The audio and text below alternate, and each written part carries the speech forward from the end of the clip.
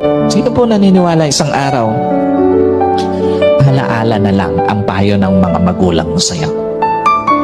At sino po naniniwala, isang araw, yung nanay na kasama mo ngayon, maaaring katabi mo ngayon, yung tatay na kasama mo ngayon, isang araw, aalalahanin mo na lang din.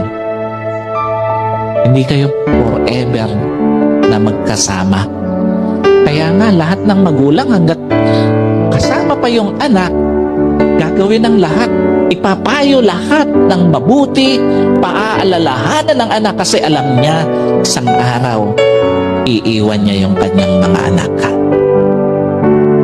Isang araw, hindi lang payo ng mga magulang mo ang magiging alaala. Kahit magulang mo isang araw, magiging alaala na lang sa buhay mo. Kaya nga napakapalad mo kung may magulang ka pa ngayon na kasama, may magulang ka pa ngayon na nagpapayo sa'yo, may magulang ka pa na nagpapaalala sa'yo. Kasi one day, wala na yan sa tabi mo. Yung mga payo niya, alaala na lang din sa buhay mo.